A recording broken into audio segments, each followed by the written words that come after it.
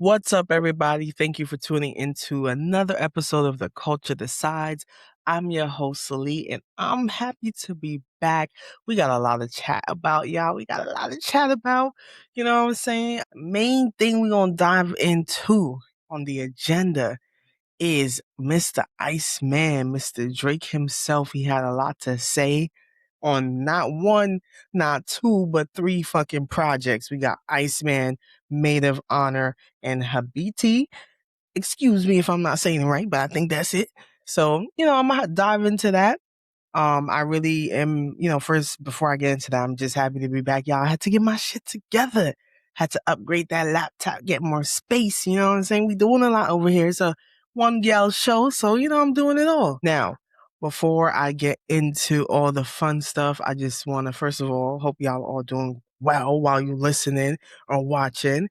And wherever you are, make sure you like and subscribe if you're on YouTube, or download this episode and follow the Culture Decides everywhere to stay tuned for more. I will be doing more. And of course, some reminders. Make sure if you are making music, I want to listen to it. So submit. I'm taking music submissions. I will be doing those reaction videos. I have some to come for y'all soon. So if you want to get on that list, don't miss out. I will be doing them, dropping them on social throughout the week and stuff like that. And then another reminder, I am still with the Hip Hop High Society crew. Just dropped an episode earlier this week. We're live every Thursday, at 8:30 Eastern time. So, we also do live reactions too. So if you want, send it to us either way. But I'm here. I'm ready to talk to y'all. I'm ready to be back on my consistent shit. So we really gonna dive in and go from there. So y'all got it. Boom. Now, before I dive into Mr. Iceman himself, there was a little interruption that happened a little less than 24 hours. We knew Jay-Z was popping out at the Roots picnic, but we didn't know he would have so many words for so many people, all right? So, he had a full list of people to address, including Drake himself, Tory Lanez and his pops, Dame Dash, Questlove, Jaguar Wright, Nicki, and the craziest ones I would say is between like Nicki and the Drake moments going viral, of course, because of this moment of like, yo, this is like 2 weeks into his project, and now we got Jay-Z, finally responding to all the nonsense Drake has been doing, including having some words supposedly for him on Iceman. I'm gonna let y'all pick that bar apart when I get there and let me know if people are reaching or not. But regardless, y'all know Drake is a little shady, baby. Ain't no question about it. So, for the fans that like to act like they got amnesia, I'm sorry, he is what he is. He is like that. He the dude that throw the stones and hide his hands. And, I still do feel like he lost the battle. I still do feel like he didn't carry himself well. But without further ado, we're gonna hop into this whole shit. All right. You know what I'm saying? I thought it was hilarious. I wanted to dive into it, talk about some shit. So we gonna do that. Now, first thing I actually wanted to talk about was that the response to Nicki. It's like it's almost like a 4-minute freestyle that he did before he hopped into the set. But let's pick out some of the parts that were very much like, shit, he said what? Like so you see here actually this Twitter user, he was like pretty much like how within Jay-Z's flow of the freestyle, he kind of stutters the way Nicki does whenever she's doing her coke rants, and everything about the way he picked her apart was intentional. And not to be confused, y'all, a lot of people are trying to say on this response to Nicki that Jay-Z was mentioning her kid. He wasn't dissing her kid. He was just literally saying like, Ken and your kin can't pick up the kid, period. On the verse, he's literally like, yo, that lady back on that stuff, she sound like she in love with him. Her Ken can't even take the kid, enough of them. And like I said, people was just laughing at the way he even like stuttered over her Ken can't even take the kid, enough of them. It was like, when Nicki's doing her coke rant, doing all that. I don't know. I don't know. It's just like Jay-Z has a lyrical ability that niggas like Drake and all these people that new age people like to praise. It's above that. It's above that. You know what I'm saying? So that was pretty clever if you ask me. And he also, of course, like I said, has some bars for some other folks. Yay, especially, um, and Dame Dash. But I thought like the most interesting ones were when he, of course, said his shit towards Drake. So pretty much Jay-Z kicks it off like, yo, the jig is up, wrong chart champ. You know, you gotta look up again. You niggas used to look up to Hove. I never looked up to them. And on Janice Shut the Fuck Up, which I'm gonna get into off of Drake's project Iceman, Drake does say a line about like, yo, OGs, the jig is up, and it's like, hold on, who are you talking to? So, anyways, Jay-Z moves on to like, yo, crackers got your publishing gangsta. Go talk tough to them. Don't talk success to me. You niggas is workers. Like that alone is crazy because if you remember this whole thing, Drake is feeling the way about his contract. So it's like, yeah, don't talk crazy to everybody else. Worry about your battle with the label. You saying on one of the tracks, which I'll hop into that too, that, hey, I'm not fighting the rapper, I'm fighting the label. But you also got words for everybody else, so you can't really say that. And, you know, what's funny is that Kendrick also told Drake about himself too, you know, on Euphoria when he was like, yo, you was signed to a nigga that signed to a nigga that who said he was signed to that nigga. So everybody's coming at him and it's like, you have all this mouth, but your shit stink too. Your contract, your business ain't as good as you want it to be. And we can see that now with how things are unpacking with this whole lawsuit and everything. And it's just so crazy. Like, niggas try to like act like, you know, Drake don't have shit going on, but he does. And he seemingly, if you listen to his lyrics too, you'll hear that throughout the bar. So I just thought that was a highlight moment just to see Jay make his way back to the stage. You know, he got this big concert coming up in New York. And, you know, I honestly am looking forward to see what sort of response we might see from Drake. People were joking like, yo, it's going to take him 2 years in a video with snippets here and there to respond. Academics, of course, dick sucking ass academics didn't waste no time to go make his remarks, and he was on a whole rant about it and trying to make it seem like everybody's using Drake to revive their career. And they always forget that this man is literally, even in this current project, talking shit. Like, bro, don't do that because you don't like when people respond to you. You don't like when people respond to you that can actually challenge you. When Meek Mill was responding to you, all cool. You know what I'm saying? You can handle that. But when you got people that actually have lyrical ability to tear you apart, it's, oh, no, no, no, you went too far. But hey, people, they warned you. That warned you. Don't press that red button. And you did. And you seemingly did with other people too. So that's why Jay had some words for you. And honestly, I see folks saying it and I agree with it. The worst that he said was not even towards Drake, it was towards other people. But people are going to hyper focus on this moment because this moment is supposed to be yours, right? Nah. Jay said, Hove is back. Move over, chump. Like, OG got to show you how to carry yourself in the game because you ain't in the rooms with me. He even moved on to say, like, I'm not worried about y'all. I'm fighting in rooms against MAGA Republicans. You know what I'm saying? He's fighting, apparently, to fight with these folks. We do see him in certain rooms and we're like, why are you and B there? But it's like, sometimes you got to infiltrate to get in and to, you know what I'm saying? Look into history and see how some people did their thing. And honestly, I don't understand it all. I can't speak for them. I'm not nobody's spokesperson, but what I will say is, Hove did that. Now, I'm gonna move into the Iceman itself. I'm starting off with the Iceman. That's what we've been waiting for. That's what I'm finna spend my time with right now. So, you know, like I said, I still do think he lost the battle. Despite how I feel about this project, I still feel like he lost the battle. I do not like the fact that he's still pushing this lawsuit, the appeal. It makes him look weak in my eyes. Like, you're saying it's against the label, it's not against Kendrick, but you're still crying out about the contents of the lyrics that you thought were too far for the label to even have anything to do with. So it's like, bro, come on. And honestly, I have high expectations for this project. I was a Drake fan. Like doing as far as like I would be the one to listen to that shit at 11:59 if I could, but midnight.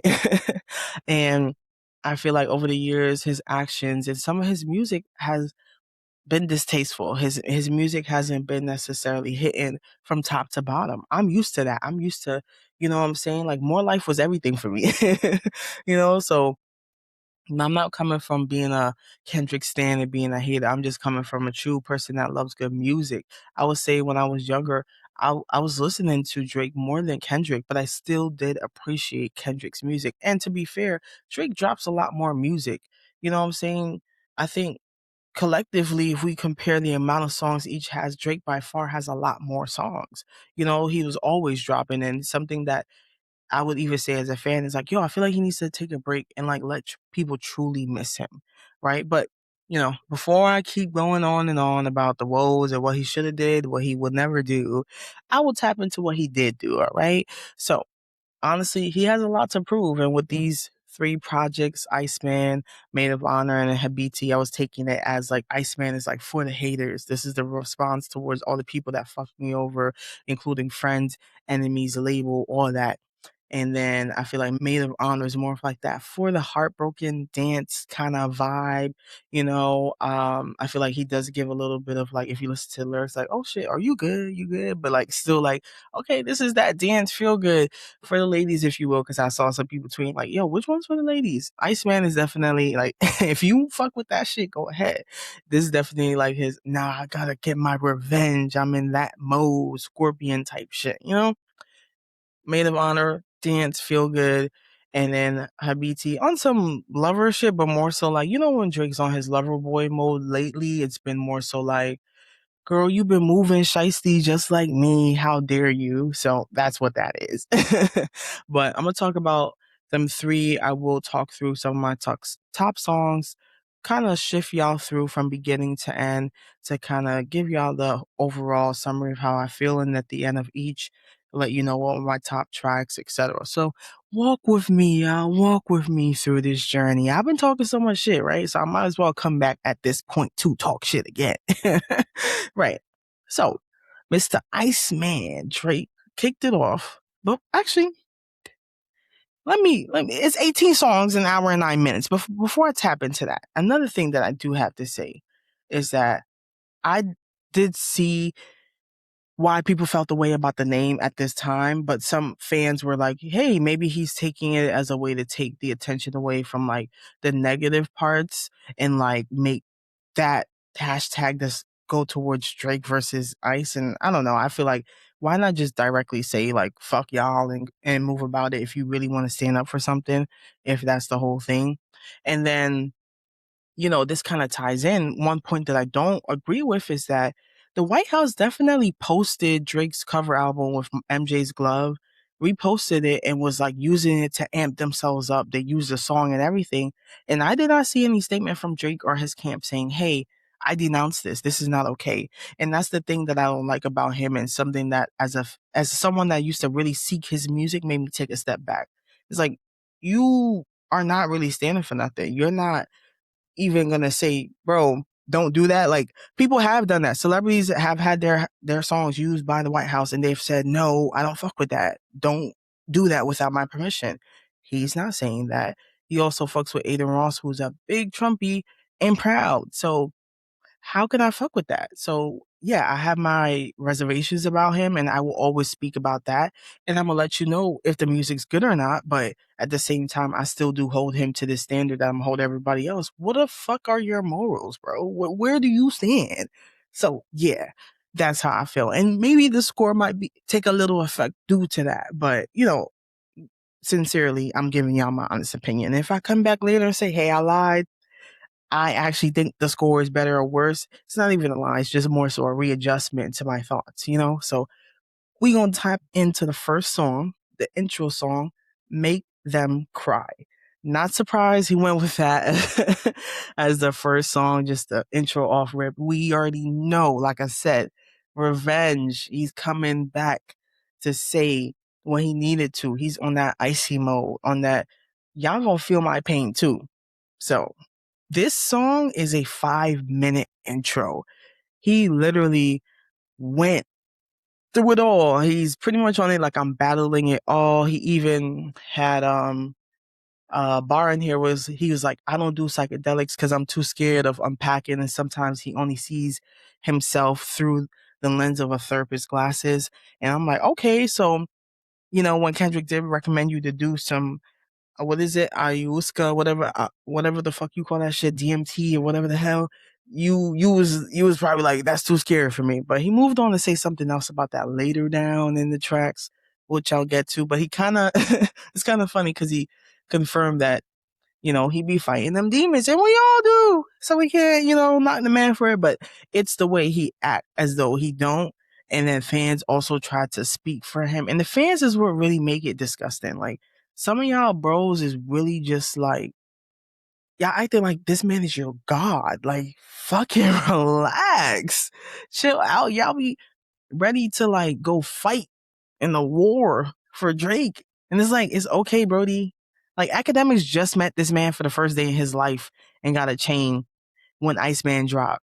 Isn't that insane? You would think the amount of riding that man does, he would have been like his on speed dial, going on the trips and the yachts, going to Turks and Caicos with him. No, he's just sweating in the seat. That's it. But anyways, make them cry. He talks about battling the label, the fact that his album didn't drop yet, and it was still buzzing. People was buzzing about it. He even mentioned that his dad had cancer. Unfortunately, I hope Dennis is all good. I mean, seemingly there was an interview where someone asked him about it, and he was like, "I'm good." So, he was battling things within I guess from the battle to now. It sounds like we're getting the up to speed update. I'll give this intro a 2 out of 3. 5-minute intro was solid, but it's not the first song that I play when I come to this project. All right, so then we move on to track 2. It's called Dust. On here, he's like, dust to everybody on the list. Go blow dust on your plaques. Now, this is when I was like, hold on, who you talking to? A lot of people like to say Kendrick got his fame off of this battle, which is crazy to say because this nigga literally had a Pulitzer Prize prior to this. He had Grammys, everything prior to the battle. So anyways, the reason why I say this might be a shot at Kendrick specifically is because he was like, go blow the dust on your plaques. What was the year that it slapped? I don't remember none of that, none of your tracks. You know what I'm saying? And I'm like, okay. Okay, you want to act like you got amnesia now. Got it. But anyways, as far as the record, regardless of who it's about, it sounds like he's definitely throwing shots. Whoever the shoe fits, that's who it fits. I would say this track, though, I would say this was a good track. I gave it 2 out of 3 fire signs. So we gonna stick to that. It's a good track.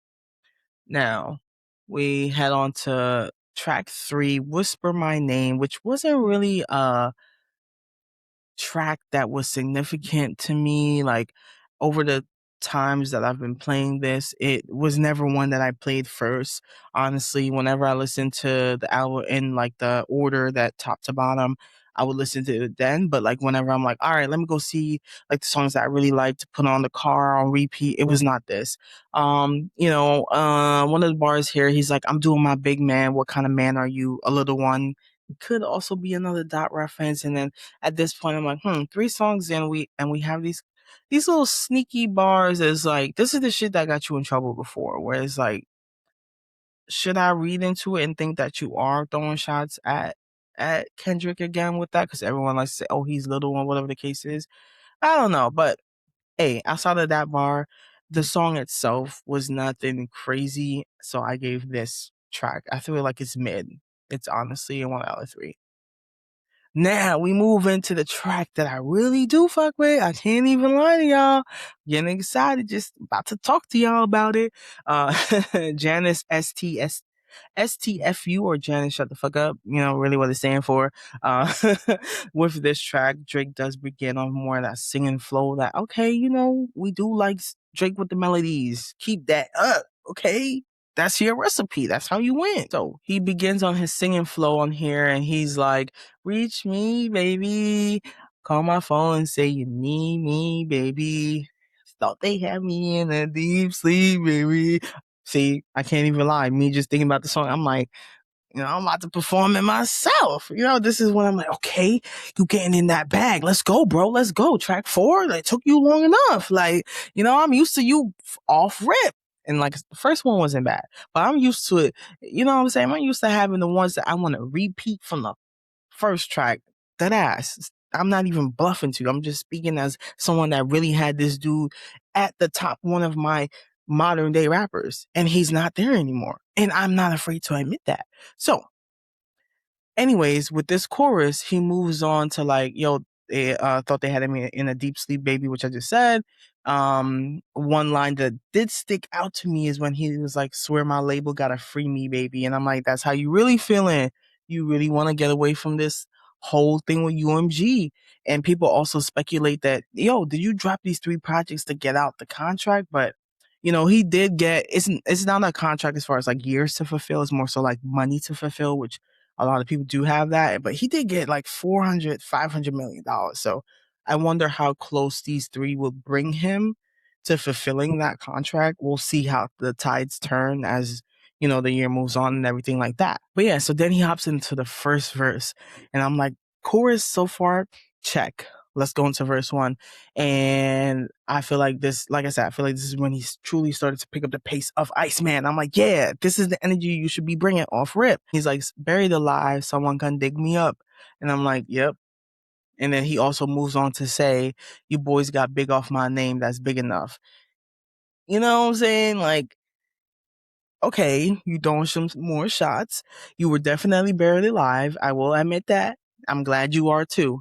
Now you need to also let them people. It's kind of like him admitting defeat. He done said he was buried alive. Don't that mean that you dead? Like, you're not, but like figuratively you were, so you felt like that. Your fans need to know that you felt like that so they can accept this loss with you. This is supposed to be your healing album. Okay, baby, let's do that and keep it pushing. Whatever. He also, the bar, when I spoke about the Jay-Z thing earlier, what he specifically said, he was like, we know how you OGs rocking already, my nigga, the jig is up. Like, all right. That's why Jay came out like, the jig is up. Like, you was looking up to me. I never looked up to you. What the fuck? What are you talking about? And then, we get the chorus again. I ain't gonna lie. The chorus is hard. And we move on to verse 2 where there was a couple of lyrics in here too that was like, all right, who is this for? Like, for example, when he was like, white kids listen to you because they feel some guilt and that's how your soul gets fulfilled. He was also saying you rap like you're trying to free the slaves to Kendrick. So I'm like, is this kind of like this is your fan base, this is your audience because they feel guilty about, I don't know. Maybe I'm looking into it too much. Y'all let me know what y'all think about that one. But then he also moves on to say like, yo, you handing out turkeys on camera inside of your hood, then you go back to the hills. Now, when you say the hills, you talking about hidden hills in California? And then that's very specific. Y'all can't say I'm reaching, you know? And, he kind of like, he moves on to continue like, yo, how many interviews y'all gonna do just to get Ice to chill? What are y'all gonna continue to do just to get me to stop? Like, y'all try to bury me alive, I'm still the hottest out. That's what he's saying. He's like reclaiming it. He's like, nah, I might have been buried alive, but I'm still here. I'm still Drake. No one can take that from him. That's what he's saying.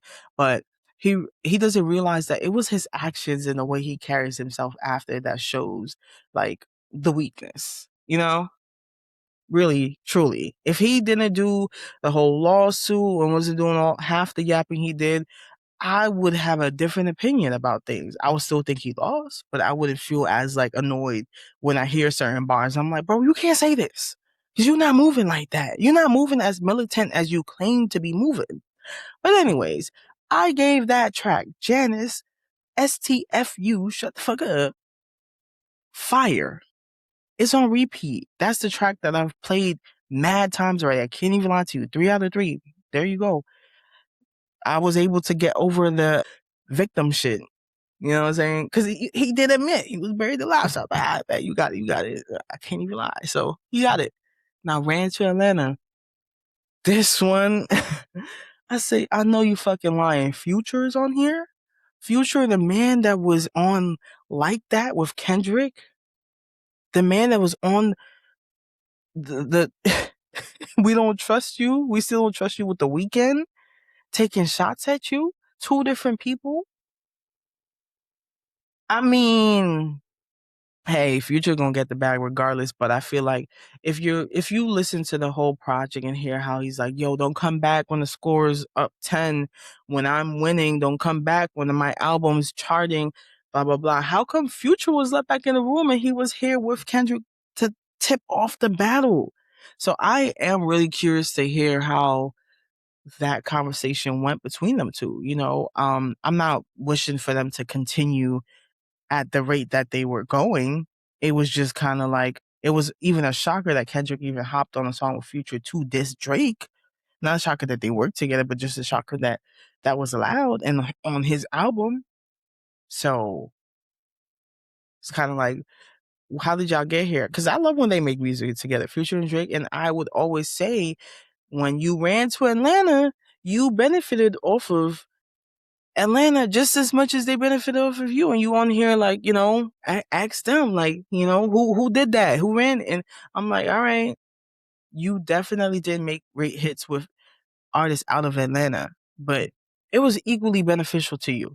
You needed that to keep your runs in America, to keep yourself a part of the culture. You want to stay current with the time. So you got to do these things.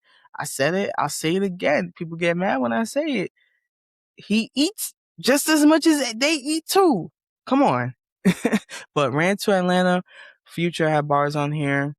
Molly Santana, the youth them. I love seeing the youth get they shine. She actually popped out in New York. Hotkeys right now. You might hear me clicking. She popped out in New York the other day and did like a pop up. I think she's like 21 or some shit. But I thought she was young. She's from California, Fontana, California. And yeah, so she's up and she was on that track and she elevated it. Honestly, I can't even be mad at what she did, honestly. And this was another track. Ran to Atlanta. He was trying to flip back the narrative because Kendrick told him you ran to Atlanta, when you need to check balance. And he do. He kind of proved the point here. He knew he needed a banger. He had to hit up Future. Now, surprisingly, he don't have no Travis on here. He don't got Young Thug. He don't have a lot of them guys that he used to always have on his project. So it really do seem like some people he really did cut them off. But Future was really the most surprising because he actually did a song with your op. You know what I'm saying? So whatever. Ran to Atlanta. So Janice, shut the fuck up. They've got Ran to Atlanta. This is another fire track, another 3 out of 3 for me. Though that's kind of like my flow. I'll go into Janice, then I'll go into Ran to Atlanta. And then Shebang up next. Track 6. Shebang, Manisha on the beat. Shebang. All of my ops stay dead. You know what I'm saying? He talking his shit, saying that, his ops is dead. And he also is like, oh, if you're thinking about trying him, like Bryson, pussy ass nigga, don't. And I thought that was fire because I think towards the end of the song, he actually pauses but before saying don't, and I think it's the same length of time that Bryson pauses on the track don't. So I was like, oh shit, I still fucking up. I still didn't even get the opportunity to say don't at the right time, but whatever. I liked how he flipped it. And when the project did drop, I saw people, like the people that listened to it right away was like, yeah, Shebang's it. I was like, oh shit, let me see what's up. So Janice shut the fuck up, ran to Atlanta, Shebang. This is like, right, this is starting to feel like the peak of Iceman. And this is the tracks too that I see a lot of people. These are the fan faves. These are the ones that people are fucking with that are going viral on social media. And I do agree. These are the standout tracks from Iceman so far. And I've been having those on repeat. So I do like it. He does have Quavo on the ad libs for Shebang. And, I'm like, okay, let's go with it. Let's run with it. That was a 3 out of 3. It's a vibe. I could see this one being replayed for sure. I do feel like Janice Shut the Fuck Up, if I had to choose out of these 3, could be the song of the summer that people are looking for. We gonna see though. I'm not sure. Now, he just had some fun between the Shebang, this and his ops with the, Drake with the melodies kind of vibey flow. Now we move on to Make Them Pay, track 7. And I'm not gonna lie, at first, I thought this one was okay, but it took me a couple listens. Like, he does sample Denise Williams' 1976 soul song called Free. So he's like, I just wanna be free. I don't got vocals, y'all. Fuck that. I ain't gonna do that anymore. Nah, I will. I will keep singing. I just wanna be free. So I'm just like, okay, Free from the label is given, he has not shied away from expressing that disdain for how they were moving. And it seemingly is like, yo, I want to make them pay. I just want to be free from the label. And also, seemingly, he has some words for Cole on this one. I know y'all caught the dot references, but I don't see anybody talking about this one too much because he directly he was like reflecting on the battle and was like, yo, fuck a big three anyways. There was too many chefs in the kitchen. It was a mess to begin with. And yeah, they got a new goat and we got to test the position. I'm like, okay, I'm not going to lie. You had that. So how are you going to test the position? Because the test was the battle. What are you going to do now? Is it like, let me wait and see what their new GOAT does to maintain this status while I continue to do me? Or are you going to taunt these guys again till they come back out and have some more words for you? Because at that point, you can't put them hands back out. You got to drop the lawsuit, my brother. Please, I'm begging you. For the masses that really fuck with rap, that you want to have them on your side, or at least to give you a chance, that are not Drake stans, fanboys, the ones that go to dress up like you at the lookalike shows, you gotta stop certain gimmicks. You know what I'm saying? You doing a lot of shit that, like, you talk shit about. So it's weird. But hey, on here, he also had some words for DJ Khaled. So I don't know if y'all had peeped a while back when Khaled had posted, yo, I'm dropping this new project. Drake's actually going to be on there. And Drake's like, who the fuck told you that, nigga? I'm not going to be on your shit because none of y'all was really doing nothing for me. And so he was on here like, yo, Khaled, your people still waiting for a free Palestine, blah, blah, blah. And people took that as him saying it. But he was just calling out Khaled for not speaking up for his people, which is true, bro. You are Palestinian. You should speak up and free Palestine. Facts. But Drake took that as a way to send his shots. So I'm like, okay, what are you doing, though? Are you doing anything to speak up and speak out? Let's see. We're going to see. And then the last kind of bar that's kind of like, okay, this shit is really sticking with him, when he was like, yo, he's turning on his red receipts because everything that was said to him will forever be embedded in his memory. Drake will not forgive. He will not forget.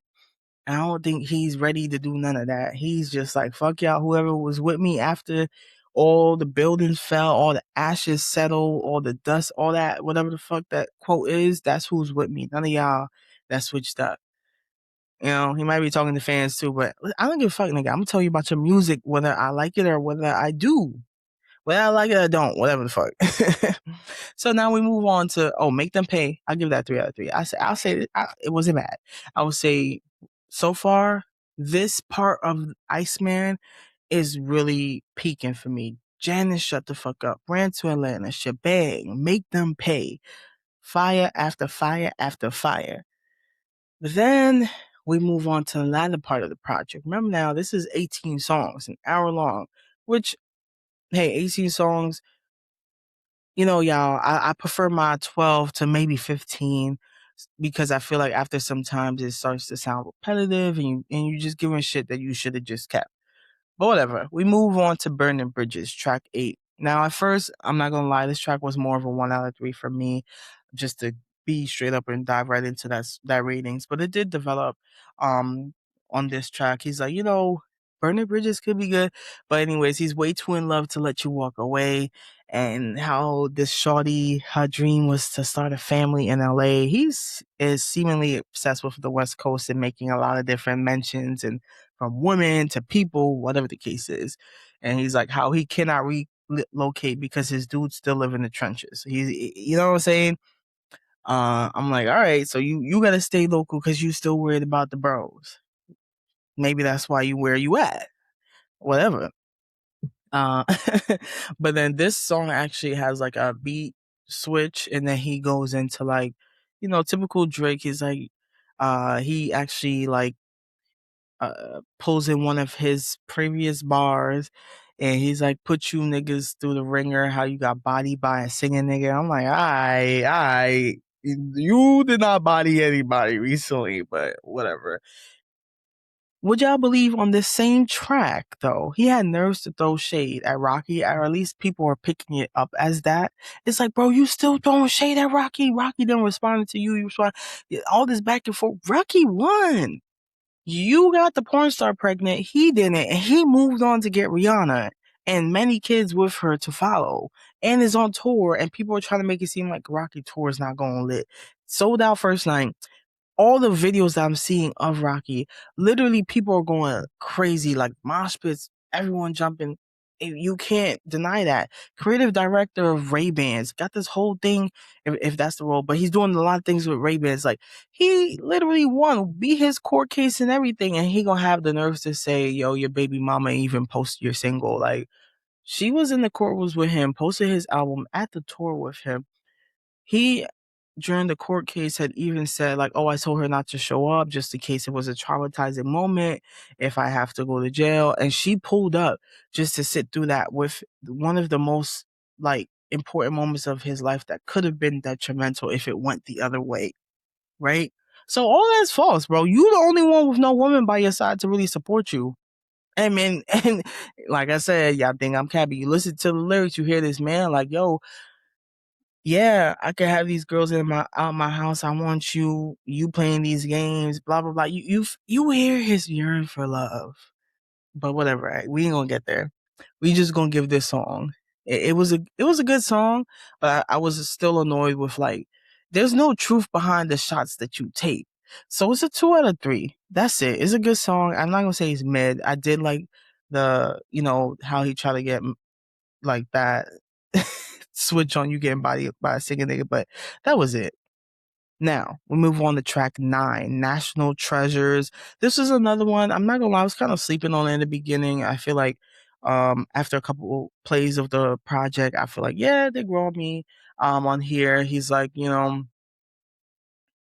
he he actually throws some shade towards the West Coast, and rest in peace Kobe, but he was like, I feel like he also might have been throwing some shade towards LeBron, because he was like, "Why do we think you could win us a ring?" Unless that was towards DeMar Rosen with the whole, because he was at the pop out on stage. So, I'm like, okay, you dancing around the lyrics, still on the West Coast seemingly, but funny enough, one of the bars that he says here, how, like, the Iceman is cold now, whatever the case is, that was actually one of the bars that were predicted by one of these guys on Twitter, or was it TikTok? It was like, yo, I bet you Drake's gonna say this on the project. Literally almost word for word Drake said it, and he posted the video, so I thought that was hilarious. I'm like, he either locked in on social, which he seemed to be always on social, and did that on purpose, or it just so happens to be that, which is hilarious. But I gave this track wasn't bad. It's just, you know, I'm not sure if I'm balancing between, like, is it mid or is it good? I feel like it's kind of mid, because I'm not really seeking it first. It doesn't really stand out to me over the times I have played it. So I'm gonna leave it at mid, which is a 1 out of 3 for me. Then we move on to the feature with 21 Savage, who was actually by his side throughout the battle. If anybody should have been on the project, definitely 21. Track 10, Bees on the Table. On here, he's like, yo, I don't want to talk about none of that. I want to, Bees on the Table. Like, none of y'all is acting the same after the battle. And he feels like he can't talk to anybody. Sometimes he be in the whip just talking to his watch. And, he got to double check, and don't try to double back on him. But it's like, Future did, so everybody else gonna be looking at you like, yo, bro, pulled up and you good. And on here, though, he did directly say, this was, I guess, for all the people that be talking shit on the pods and on the media and the internet, including people like me. I don't care. He's like, I'm fighting a man that's suing the rapper. You boys not listening. And I'm like, that's a cop out, because you trying to defend your antics. You still are complaining about the contents of the lyrics that Kendrick said. You are bitching about what the rapper said. You are literally, yes, you are suing your label, trying to fight the man, but also you lost that fight. You claim botting, you claim all the shit that got proven to be false. So let it go. Bees on the Table, it's a good track. 2 out of 3. I won't say it was mid. It's better than National Treasures, I would say. Now, track 11, that was What Did I Miss? This was a single that dropped before. This one was the one that I already had told y'all months ago that I did have it on repeat, but here's how I felt about it. I felt like this song, great placement in the project ICEMAN, but I do feel like What Did I Miss would have hit so much better if Drake didn't even, after the battle, he just said, I'm gonna go ghost on y'all, come back promoing Iceman and just drop. You know, he was doing a lot of yapping, lawsuiting, and suing and all this shit in between. So I feel like if he genuinely had took that break and then pull back, like, yo, what did I miss? Oh, you hanging with them?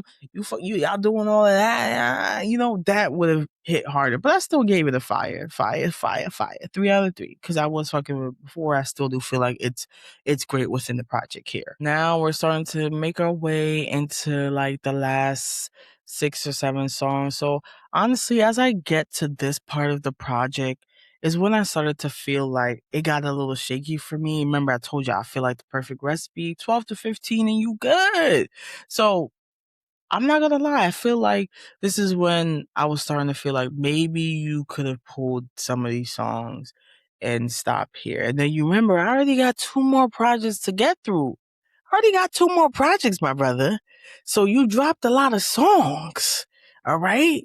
And I can't have most of these songs be ass. No way, bro. Like, hold on. How many songs we talking about?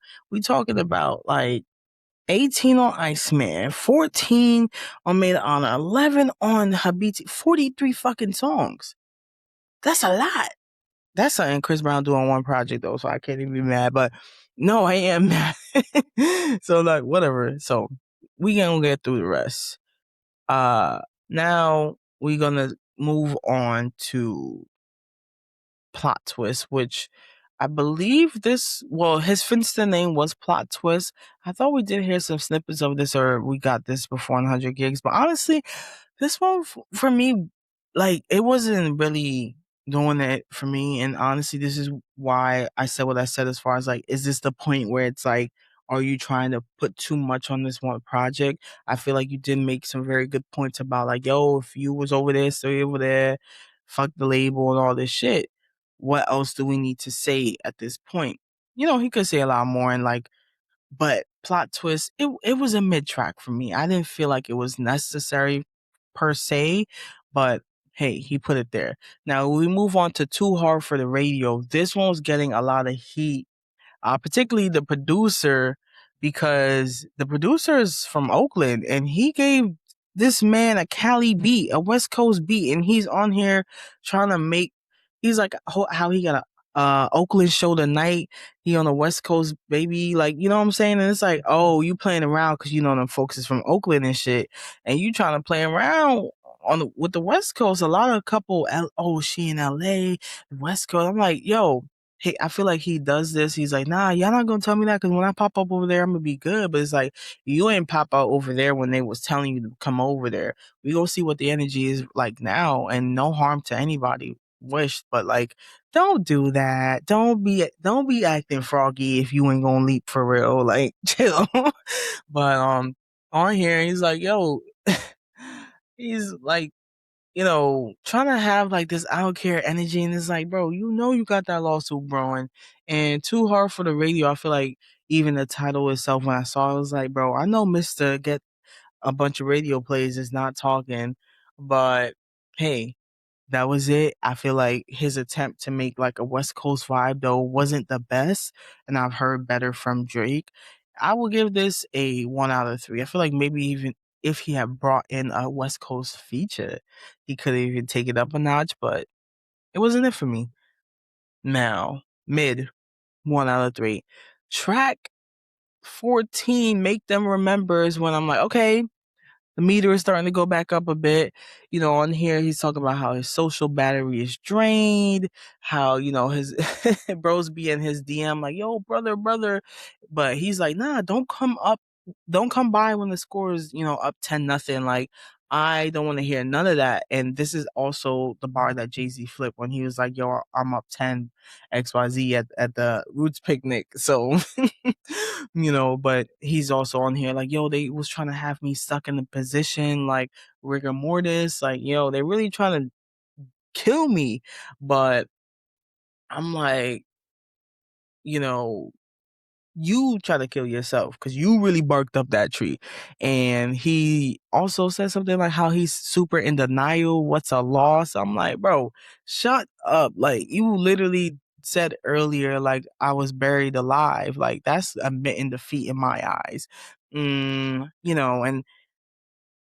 y'all think I'm lying when I say this man keep taking shots, but he does. He also moves on to say, which this one, I'm not mad at it because Dr. Dre is not like no say at all. And I also felt like when Kendrick decided to bring him out and everything, I'm like, not the best move because you can't be calling this nigga out and you got this nigga here.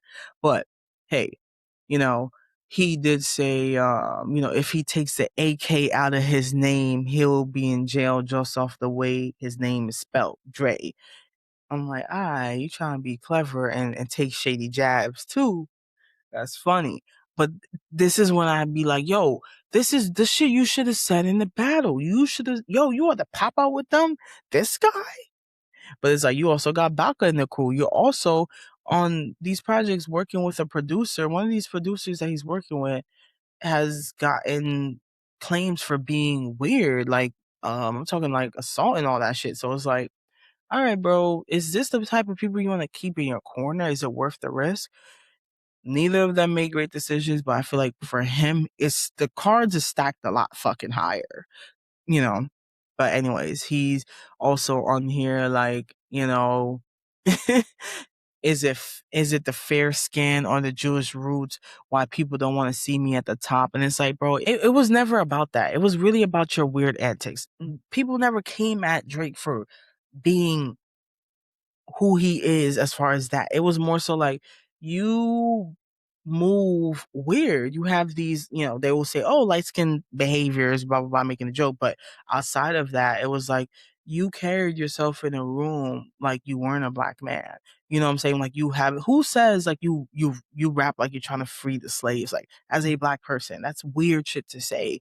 And you also, when you look at interviews of him growing up, he will say like, oh, the way people speak is like, it's like weird, it's ghetto and all that shit like that. So like, you definitely came to America to like pick up on this culture that has served you well. So that's why people call you out on things. It's like, bro, you've benefited from the shit that you don't even speak up for. And you only cry wolf when it's time to say, oh no, this is my identity. I'm a part of y'all too. But it's like, yo, I'll tell you, there's people that in my family have not fought the same fight that I have because they've been privileged enough to live certain places, and they won't understand certain things. They might be able to like sympathize, but not fully, empathize with it and feel it because they never felt that before. And that's what people try to say about him. It's like, bro, you did not have this sort of lifestyle either that you portray and whatever. I won't go on this deep rant, but I'm just like, to say that is kind of crazy. Like, people appreciated you at the top. It was when they start to see more of your weird behaviors that was like, is that what you're gonna do?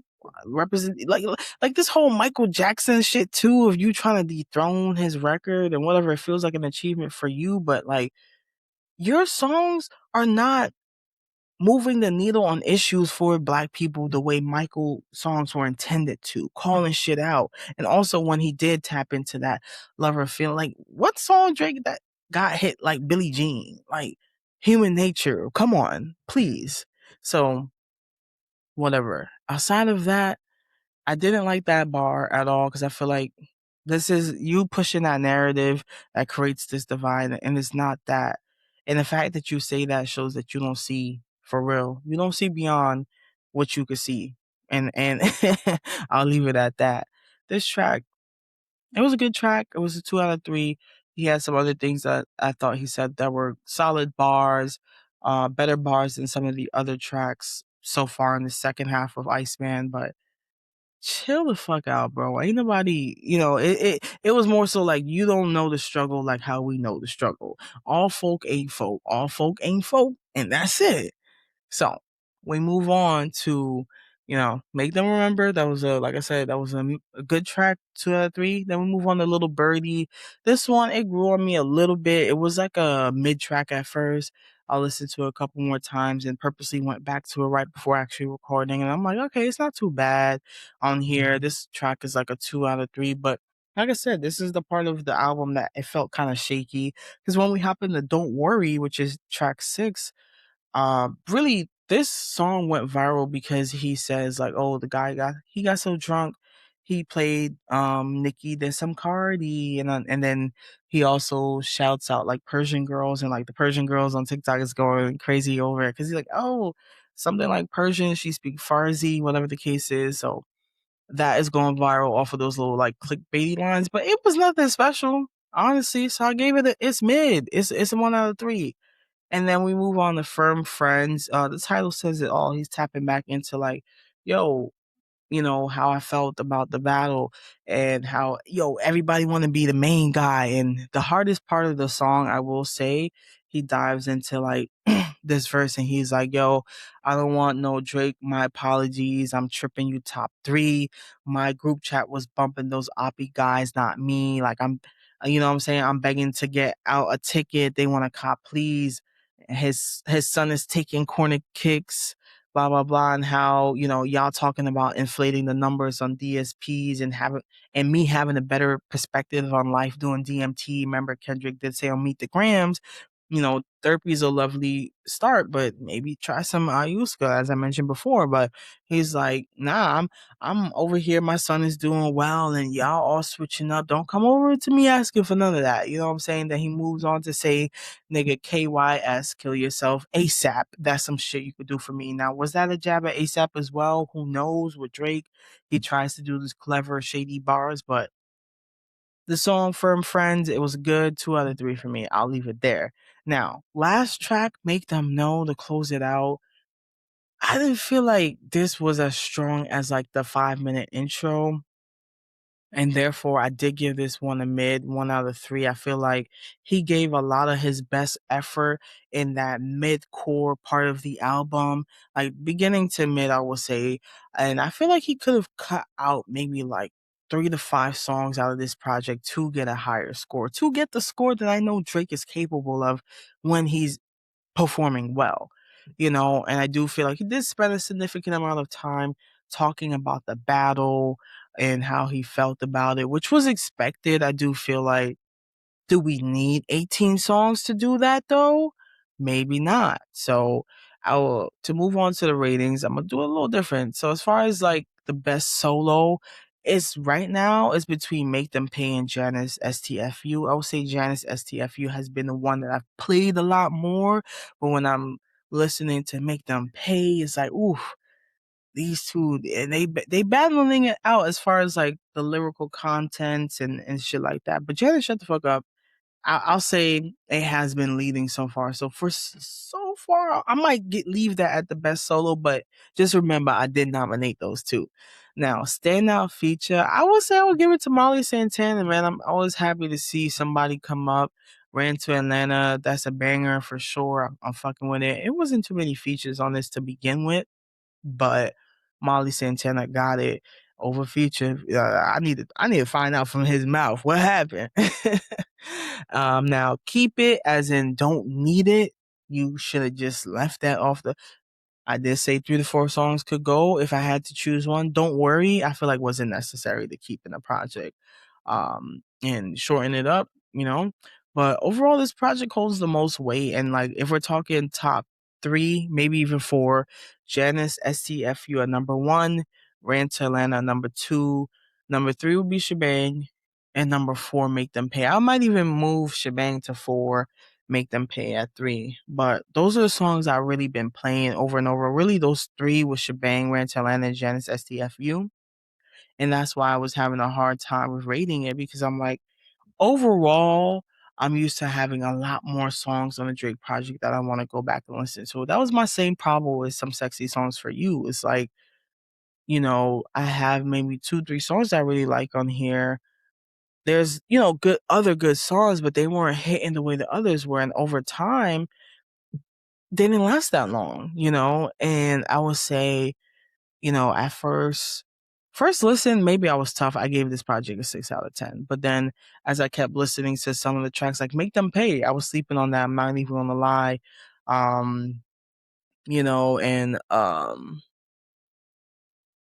shit, Burning Bridges as well. I ended up giving out a 2 out of 3. Bees on the Table was also one at first that ended up being like those songs were mid at first, and then they ended up, all right, they're good. They're good. I could give it that. So I did, after like listening to the project top to bottom again and going back to the songs that I felt like I might have been judging a bit harder, I was like, you know what? I could feel okay giving this a 7.5. Now, it could be capable of an 8 if this does have longer replay value in my phone. I ain't talking about y'all's, but I'll give it a 7.5. There's really like those 4 or 5 songs I could see myself coming back to out of 18. That's why I'm like, I had the 6 first, you know what I'm saying? So I, even 7.5, man, you lucky I'll give you a 7, but I'll leave it at 7.5. I ain't gonna hate. But I will say I still expect more from Drake. If that's a decent score, but that's still mid for Drake.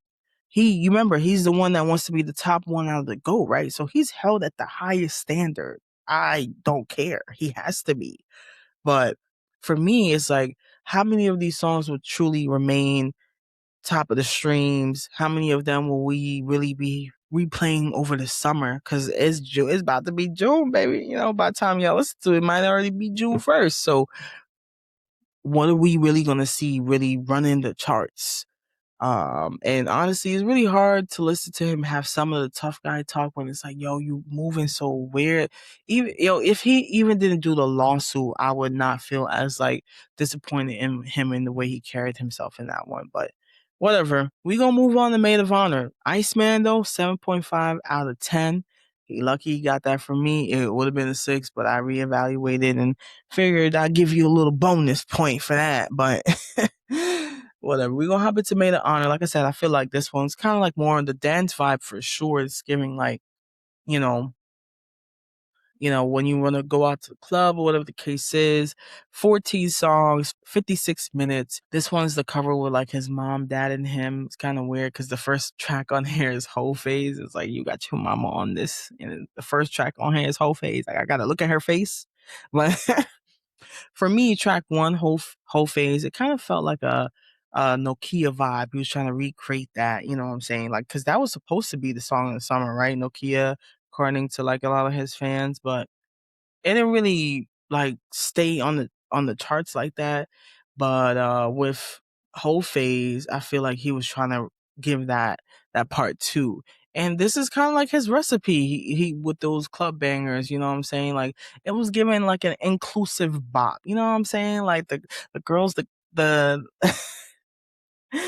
the girls, the gays, and the days will fuck with this one. That's how I feel about the Whole Phase track. So I say this track is a good track. I'll give it a 2 out of 3.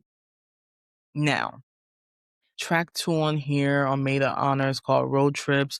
Honestly, I'm gonna talk y'all through some of the songs. Some of them honestly aren't worth even diving overly into, because Maid of Honor, I'll finish with my ratings, of course, but Maid of Honor, compared to Iceman, it didn't have that much oomph for me. Okay, if you know what I'm saying. So, you know, with the track Road Trips, I feel like the song did get better in the second half, but overall was not my favorite. I felt like it was a mid song, so I gave that literally a mid rating, 1 out of 3.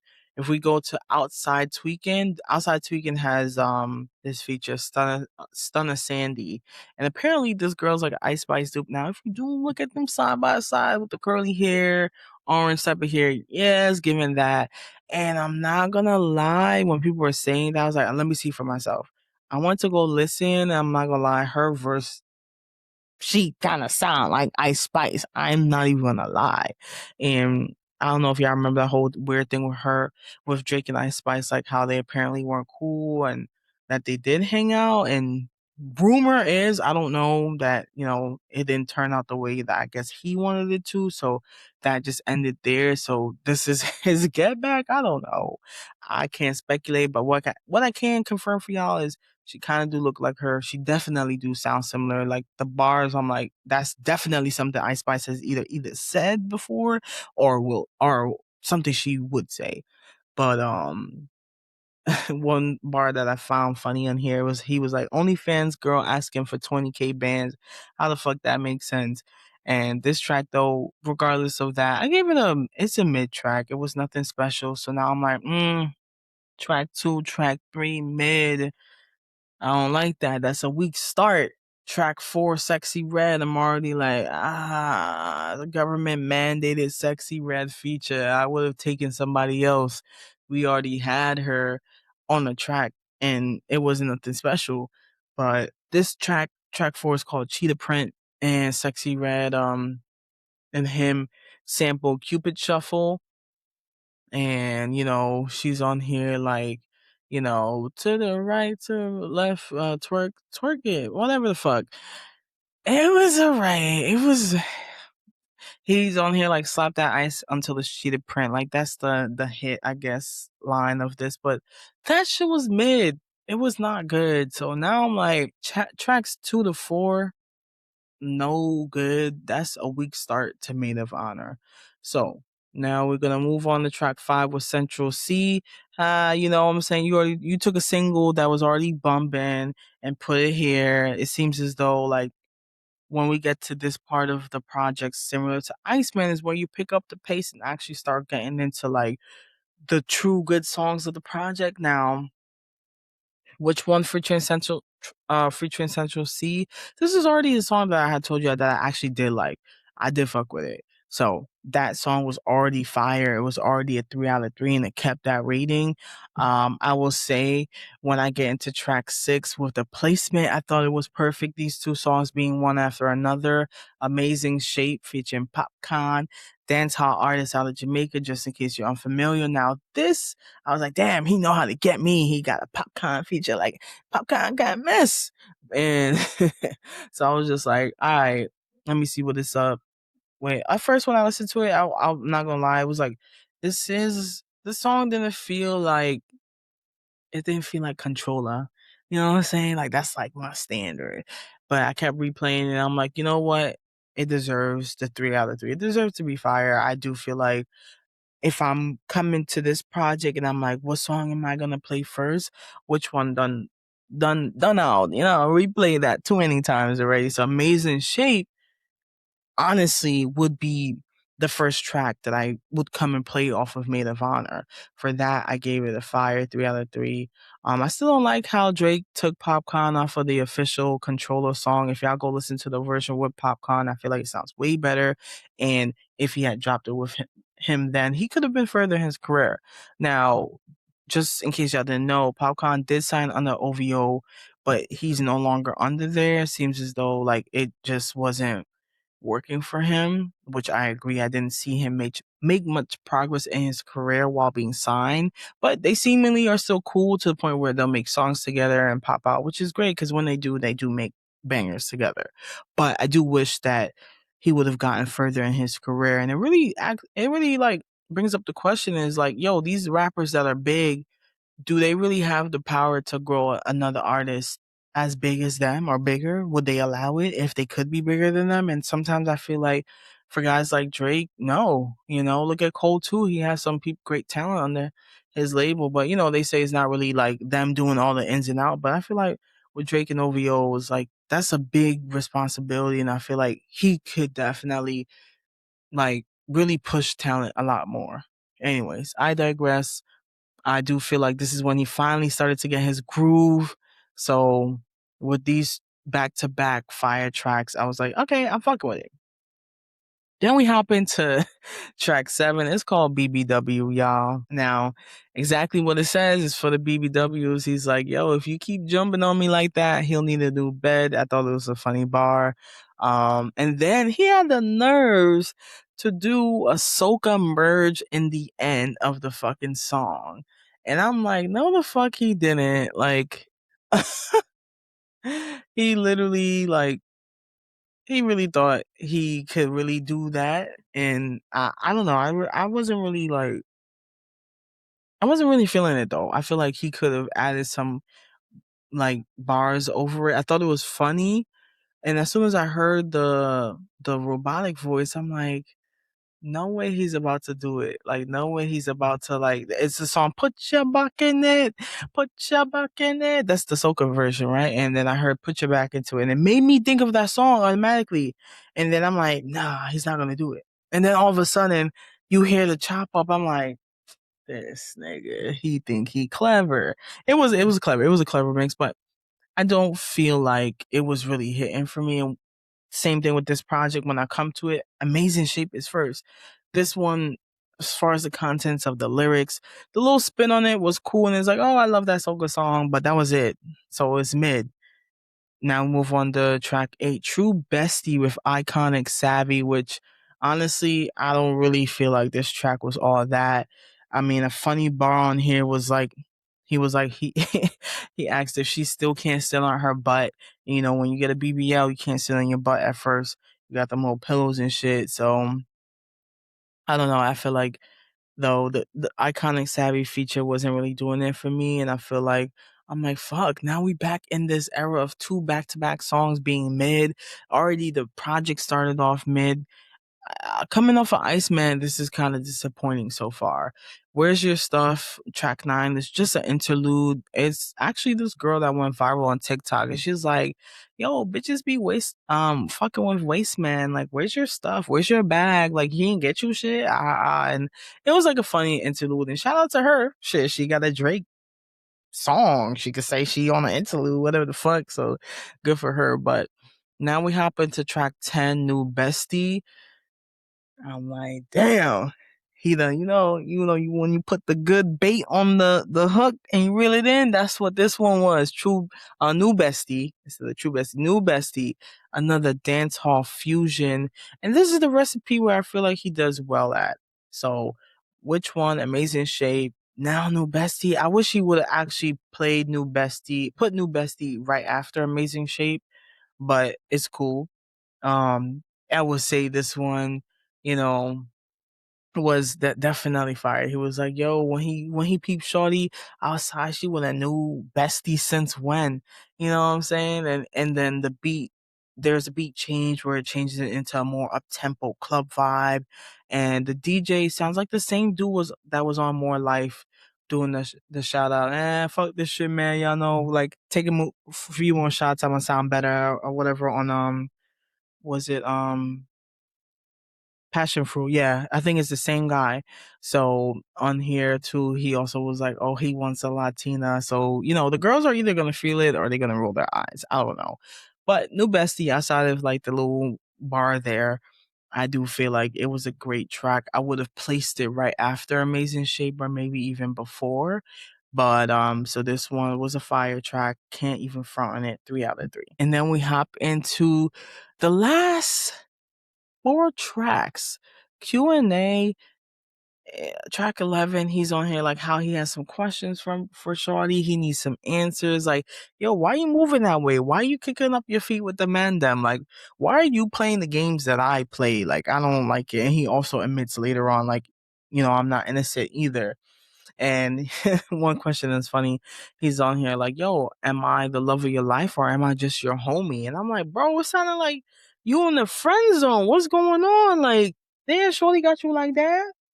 Okay, Mr. Drake himself. But I mean, besides that bar, honestly, this song was mid. It was kind of snoozy for me. Don't shoot the messenger, shoot the rapper, because he ain't dropping it like that. So that one was alright. Now track 12, Stuck.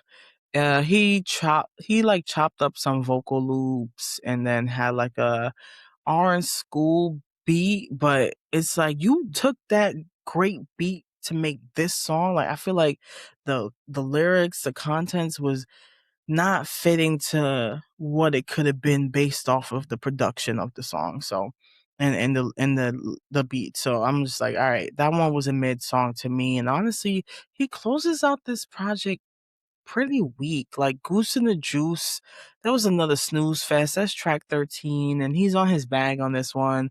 It's kind of giving like a pop house vibe, but it was a mid track. Like it didn't stand out to me. And he has done this type of vibe before, and it has hit. I feel like More Life is a great representation of like songs that are similar to like that kind of vibe where he does eat, and here he does not.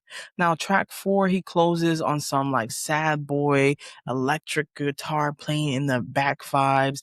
I'm not gonna lie, I'm not mad at this one. I'm not mad at experimental rap ever. I mean, I did enjoy rappers like Uzi and Travis Scott when they were at the peak, but you know after hearing the songs that were leading up to this, outside of the ones I told you I fuck with, I'm like, overall, this project was a letdown. But this one, he's like, yo, how he found this princess laying in the bathroom. Is she okay? Is she off her shits? And he's like singing over the guitar. I did think this was a good track. 2 out of 3. I'm gonna see if I come back to it when I'm feeling like I want to be on my emo vibes. But I don't know. Best solo on here, New Bestie. The Keep It song, man, it will be goddamn near the whole project I don't need. Honestly, I feel like he could have taken off 3 to 5 tracks off of Iceman and put the top tracks that are on here, New Bestie, Which One, Amazing Shape, on off of Made of Honor. Take those off and put them on Iceman to have like an overall solid Iceman project. But I do understand that they might not have fit the theme of him trying to like address everything and everybody. Maybe it could have even been a part one, part two, like, yo, let me address y'all. And then part two of that project is, here are the vibes. This is what I'm known for doing. This is what I do best as well. Deliver on that. No, that's not what he did. So we're going to speak on what he did. So that's how I feel. The top 3, Amazing Shape.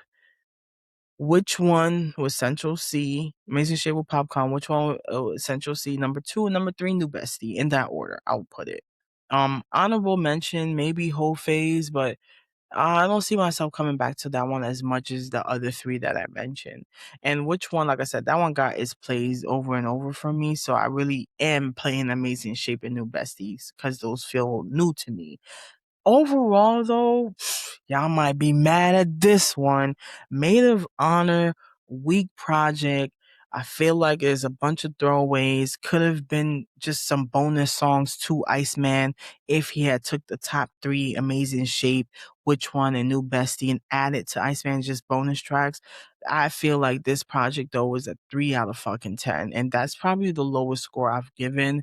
I'm coming back with a vengeance, and I'm coming back super honest, and I'm not giving out these good scores for no fucking reason, guys. But now this is a 3 out of 10. I really fuck with those 3 songs, and there's 14 of it. Like, it's barely that. It could be a 2, but yeah, this is really it. Now, I had to take a break after I listened to Iceman and Maid of Honor because I'm like, I feel like the way Iceman was like up here at the 7.5 and Maid of Honor is at the 3 is like, damn, bro, I already knew releasing this many songs was a problem. I get you trying to do things with the label, whatever the case is, but really, was it worth this being mediocre?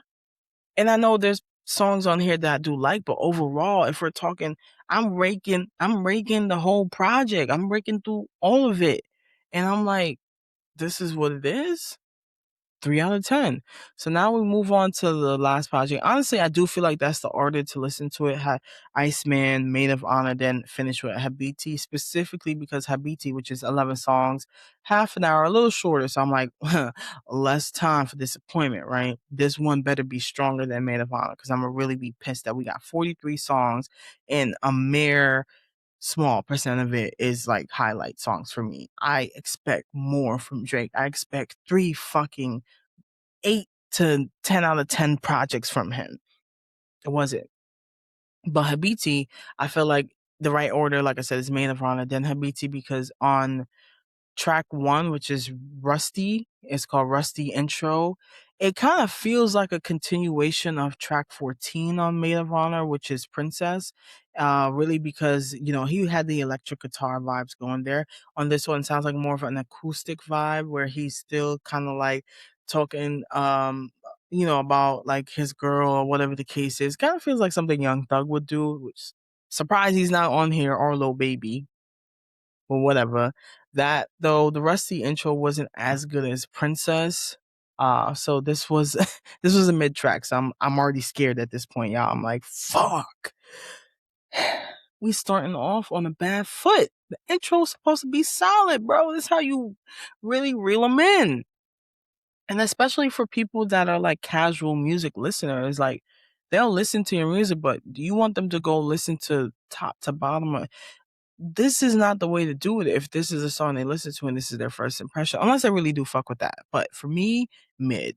Now we move on to track 2. It's called WNBA. I'm like, oh shit, he got one for the lead. You know what I'm saying? I love the WNBA. New York Liberty, go Liberty, and go Angel Reese and Atlanta Dream. You know what I'm saying? I love watching them because it just makes me want to be a fan of women doing great.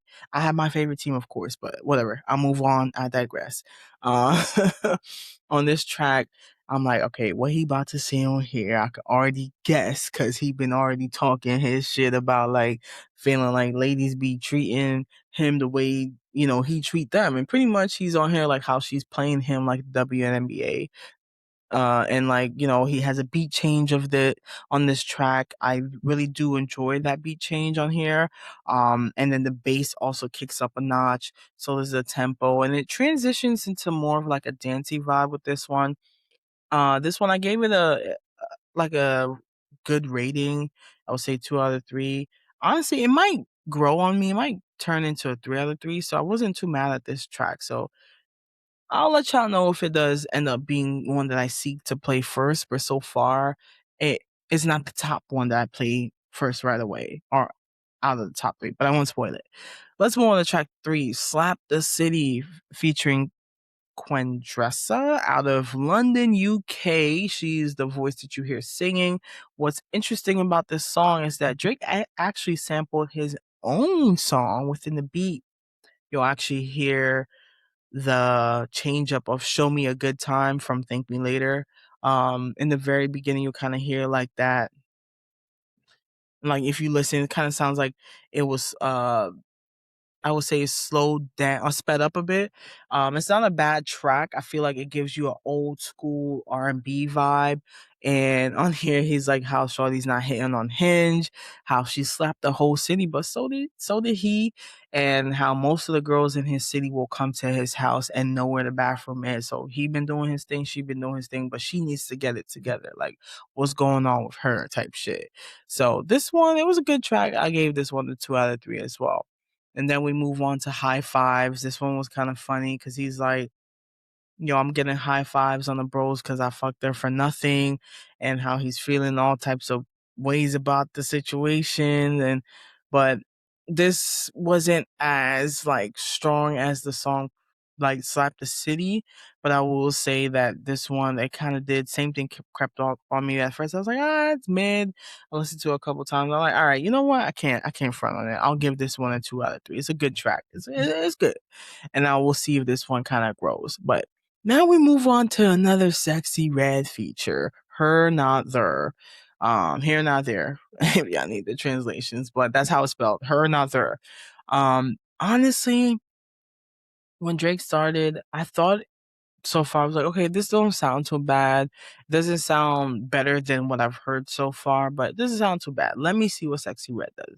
Sexy Red does have her highlight moments, but she be doing cool and shit. And sometimes, I mean, that project that she dropped was weak. So it's like 1 out of every 7 songs that really be jumping like that.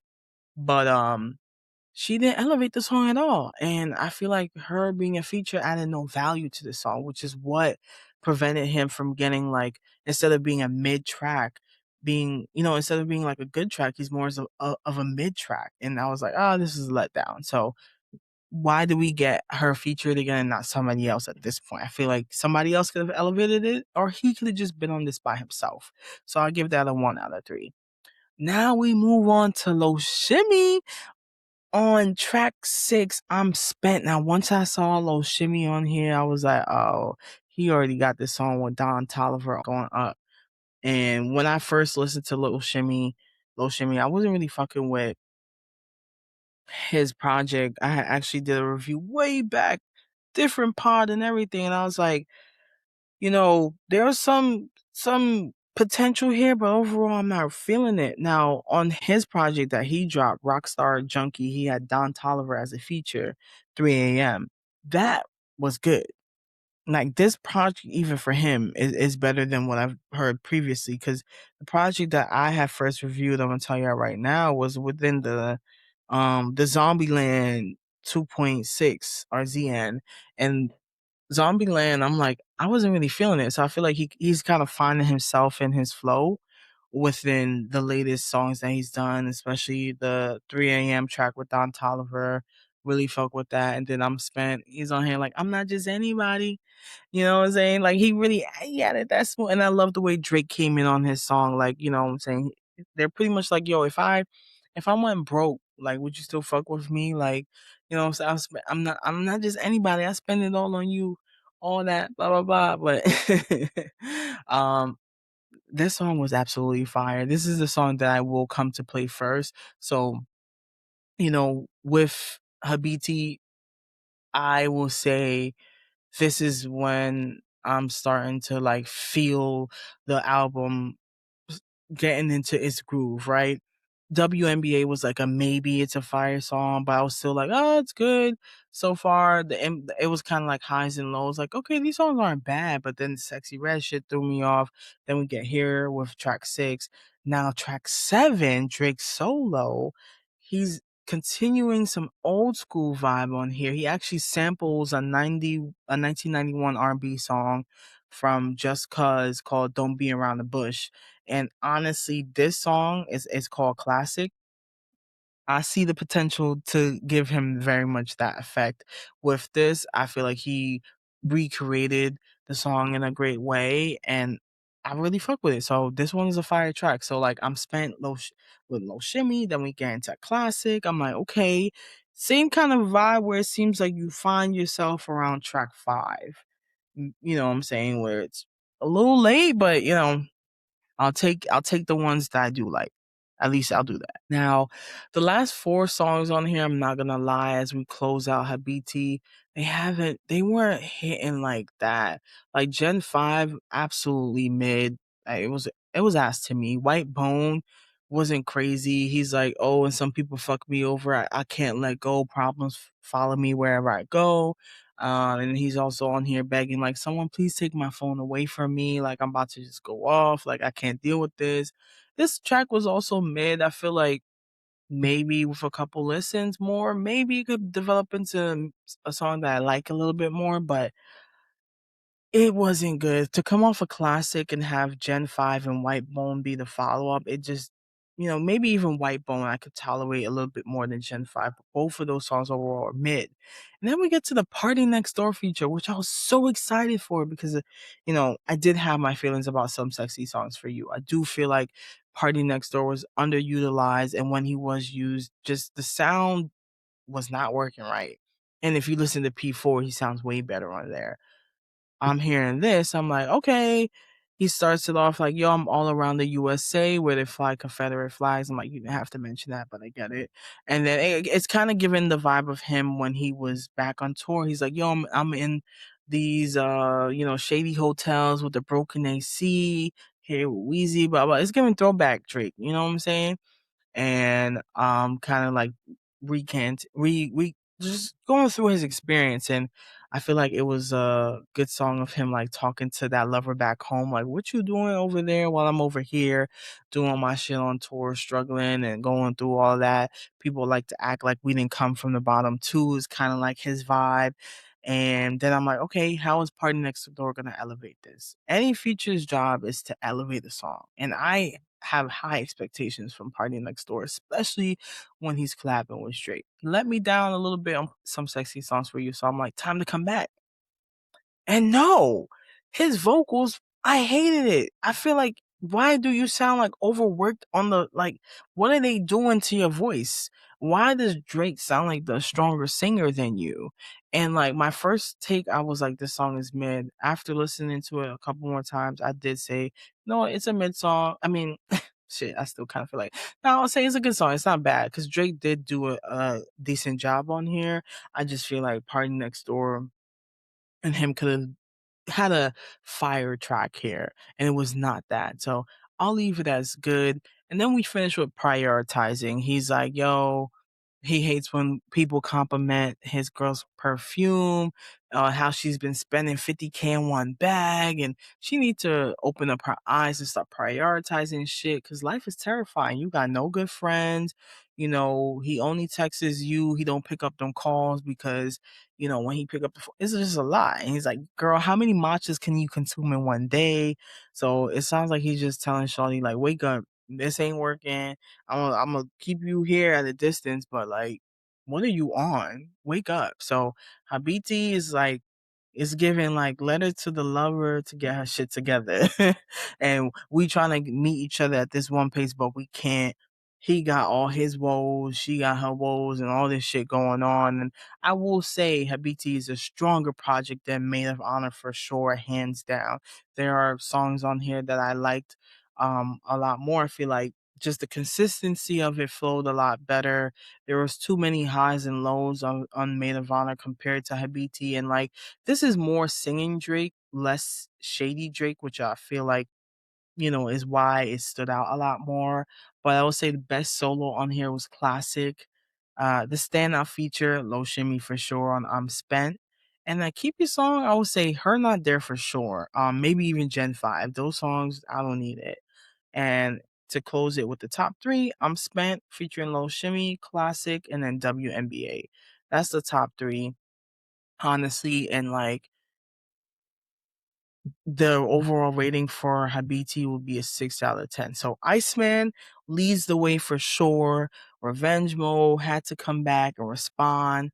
You know what I'm saying? That's for the revenge.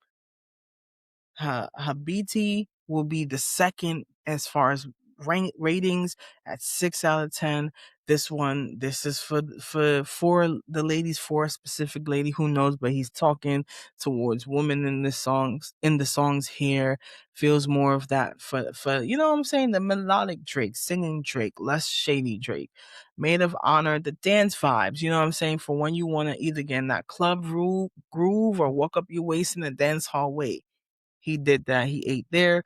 But that project did not perform as well as far as the ratings of consistency top to bottom. That was a 3 out of 10. And I'm leaving it there. Iceman definitely takes the cake. I feel like 43 songs was way too fucking much. You could have gave me a part A, a part B on Iceman. Keep maybe 12 songs that are originally on Iceman. Add the highlight tracks from Habiti and Maid of Honor, and had Chef's Kiss Project a 10 out of 10, 9 out of 10 maybe, but it was too much. And I am really curious to see how these songs do last over the summer. The summer is the true test for Iceman. And Iceman itself is what I'm ranking the hardest. If other songs from these projects do creep up on the charts, great. But like, Iceman is what holds the weight. And we're going to see if Drake responds to Jay-Z. We're going to see how Drake handles the criticism moving forward. But I honestly feel like it could have been a stronger performance coming off of the battle and everything like that. And I want to hear what y'all have to say about it. I'm gonna post this. Y'all hit me up. Let me know how y'all feeling. What's y'all top songs on this? Anything y'all agree with or disagree with? Like, say it in the comments. Let me know. But honestly, we will see what happens from here. You know what I'm saying? And y'all stay tuned, like and download this episode, subscribe on YouTube, follow me on socials to chat with me. I will be doing some music reviews for the underground, so look out for that on social. More to come soon. Thank you so much for listening. And y'all have a great rest of your day, night, whenever you listen to weekend, whatever. Thank you for tuning in. I'm back and I'm here to stay. Enjoy.